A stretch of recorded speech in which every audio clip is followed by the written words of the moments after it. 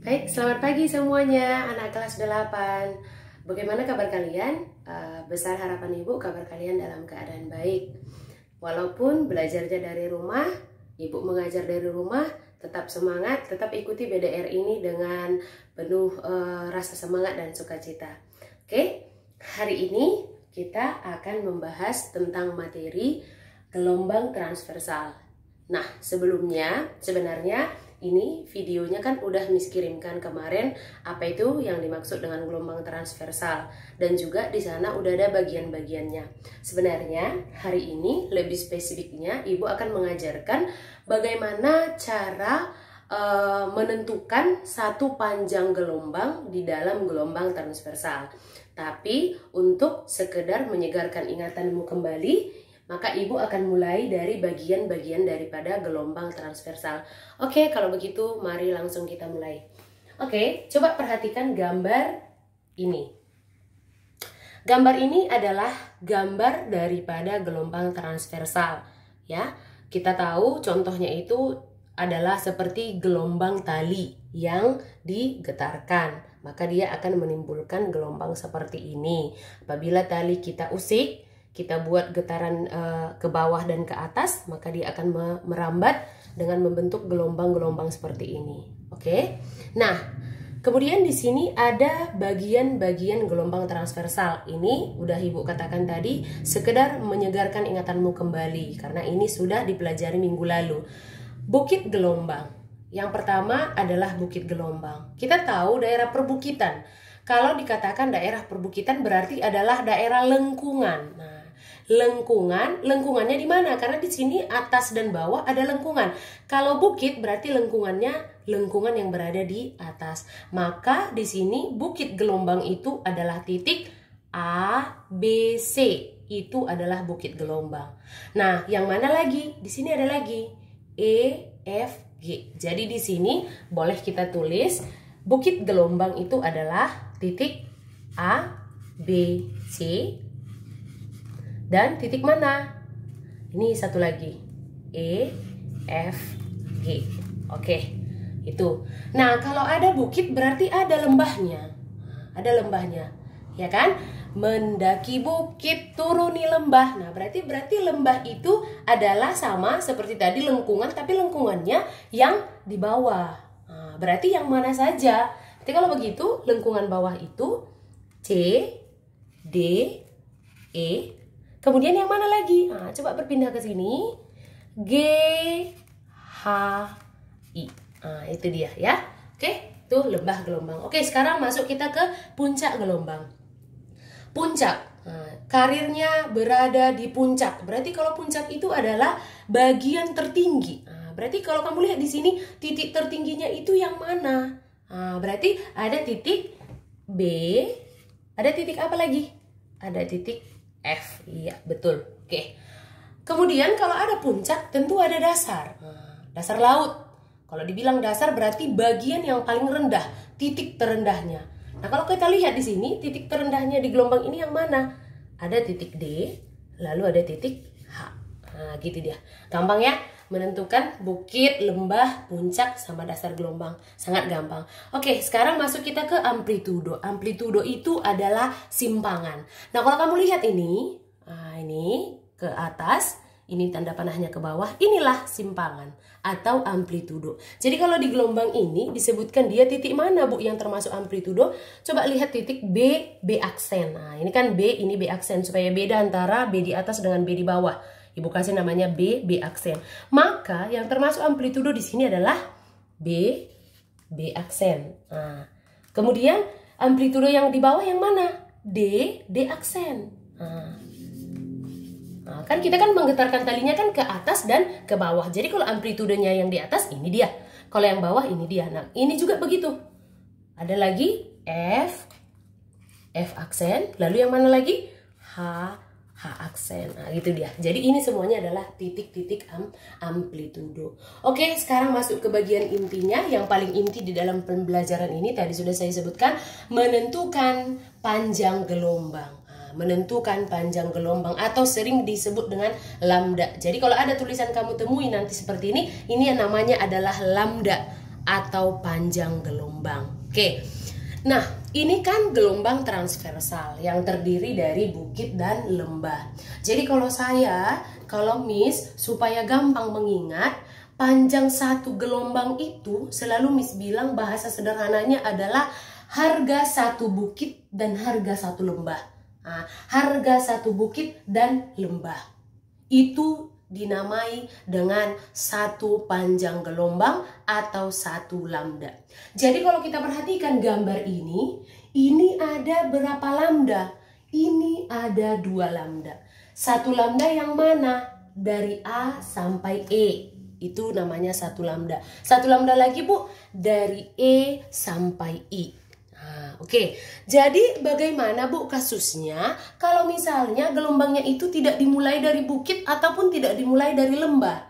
Bagaimana? Contoh misalnya seperti gambar di bawah. Ini kan tidak dimulai dari bukit ataupun tidak dimulai dari lembah, tapi dimulai dari seperti ini dia. Jadi cara gampangnya menentukannya itu supaya tidak terpatok hanya ke satu bukit satu lembah, bagilah gelombang tadi. Nah, seperti ini. Ini kan udah Miss bagi nih. Udah Miss bagi kan? Ini Miss bagi. Oke, tadi ini kan kita buat 2 panjang gelombang ini ya. Ini satu, ini satu. Oke, ini kita bagi-bagi lagi ya. Kalau ini satu lambda, tentu berarti yang A sampai C ini setengah lambda. Kan gitu kan? Jadi kalau A dan C itu kita bagi 2 lagi, berarti seperempat. Maka ini seperempat. Ini juga seperempat. Nah, ini juga begitu. Seperempat, ini juga begitu. Nah, coba kita tes. Benar nggak jadi satu lambda dia? Seperempat lambda, tambah seperempat lambda, tambah seperempat lambda, tambah seperempat lambda. Berarti 1, 2, 3, 4. Penyebutnya udah sama semua. Berarti 4/4 lambda. 4/4 itu kan sama dengan 1. 4 bagi 4. Nah, maka ini dinamakan dengan satu lambda. Begitu juga dengan gambar yang ini. Ini juga seperempat, ini juga seperempat, ini juga seperempat, ini juga seperempat. Itu sebabnya ini dikatakan 2 panjang gelombang atau 2 lambda. Paham kira-kira maksud Miss ya? Yang mana maksudnya panjang satu gelombang? Misalnya kalau dikatakan, Bu, dari B ke F, itu berapa panjang gelombang? Udah, kalau dibilang dari B ke F, ya udah tinggal tutup aja ini. Ini tutup. Oke, kemudian ini tutup. Ya udah berarti yang dimaksud dengan dari B ke F itu yang ini. Seperempat, tambah seperempat, tambah seperempat, tambah seperempat. Berarti satu lambda. Jadi ini juga satu lambda ya. Dari titik B ke titik F. Kan coba kamu perhatikan bagus-bagus. Kalau digabung ini dengan ini kan jadi bisa satu bukit. Nah, ini satu lembahnya. Nah, gitu dia. Jadi sangat gampang sebenarnya menentukan satu panjang gelombang di dalam gelombang transversal gitu kira-kira ya. Oke, supaya lebih matang coba masuk kita ke contoh ya. Ini contoh gambar. Nah, ini dia contoh gambar. Ini dimulai dari seperempat gelombang. Nah, ini kan setengah gelombang, ini setengah gelombang. Jadi satu, ini seperempatnya. Oke. Apa pertanyaannya? Mari kita lihat di sini pertanyaannya.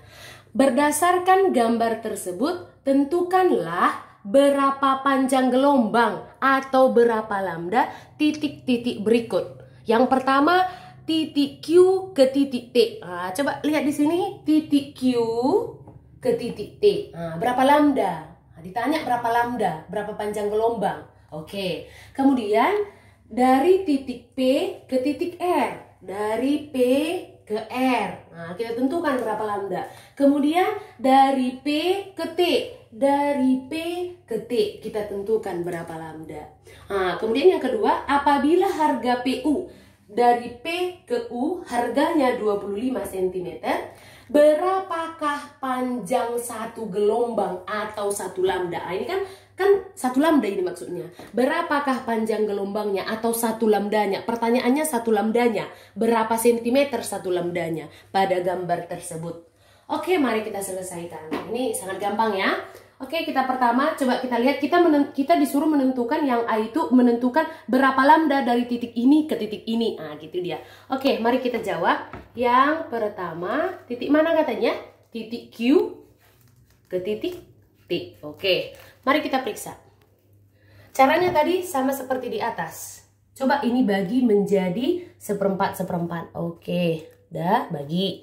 Ini juga begitu dibagi. Oke. Nah, ini kan kita buat seperempat. Ini seperempat, seperempat, seperempat, seperempat. Mari kita lihat titiknya. Titik Q ketik, berarti dari sini ke mari. Oke, tinggal hitung. Seperempat tambah seperempat tambah seperempat. Ini nggak ikut ya, karena katanya sampai titik T. Berarti sampai di sini. Nah, berarti seperempat tambah seperempat tambah seperempat. Hasilnya adalah 3/4. 3/4 apa? 3/4 lambda atau 3/4 panjang gelombang. Oke, untuk yang Q ke T. Sekarang titik mana lagi? P ke R. Nah, sama juga.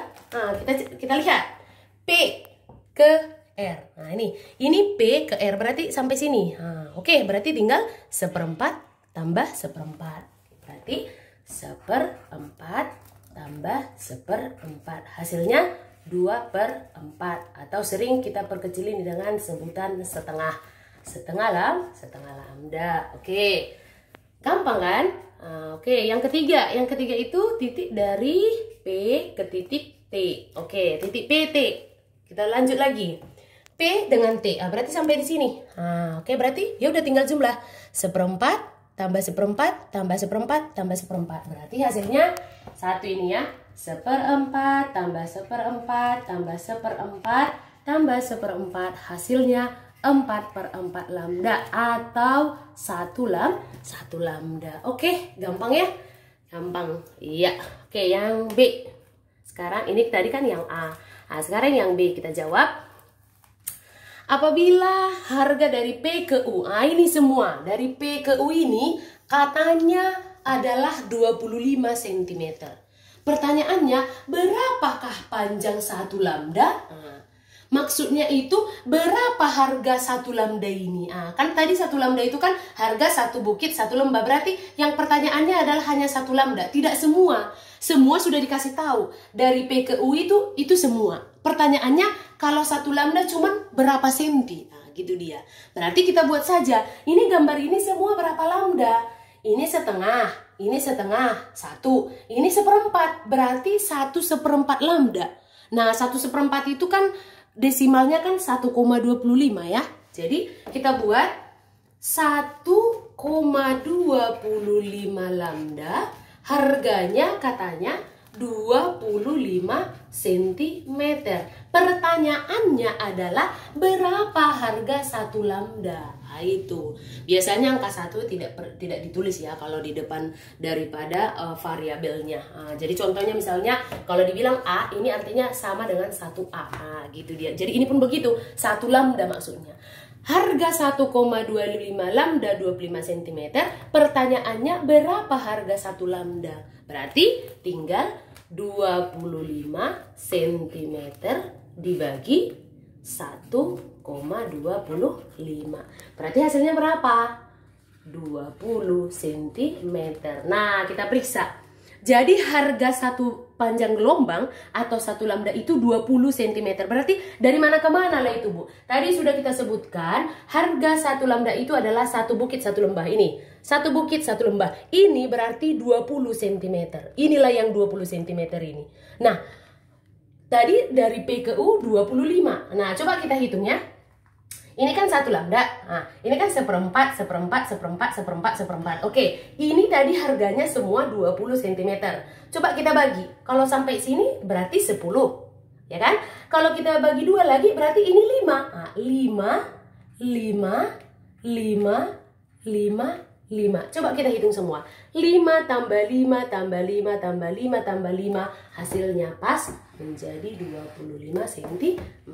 Gitu dia. Oke, jadi kira-kira seperti itu ya. Jadi sebenarnya kalau kamu ikuti ini video ini gampang sebenarnya cara menentukannya ya.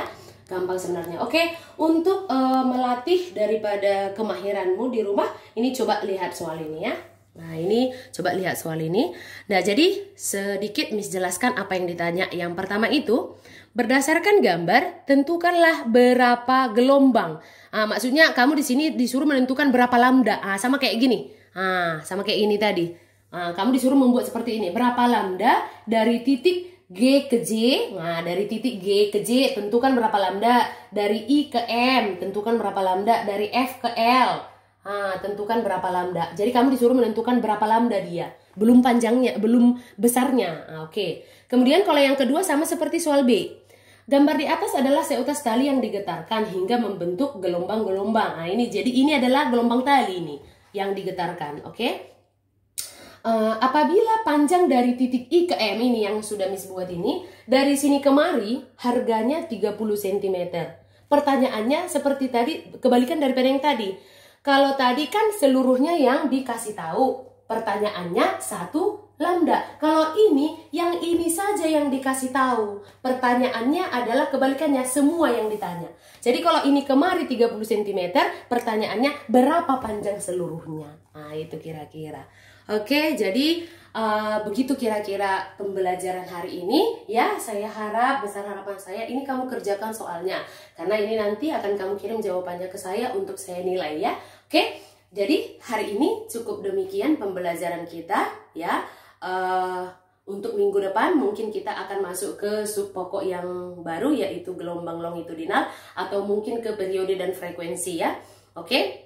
Besar harapan saya ini bisa kamu pahami. Kalau ada yang tidak kamu pahami, kan ada grup WA belajar, di situ boleh kamu tanyakan bagian-bagian mana saja yang tidak kamu pahami. Oke, demikian pembelajaran hari ini. Tetap semangat, tetap BDR-nya dilanjutkan, tetap harus berniat bisa mengikuti pelajaran walaupun belajar dari rumah.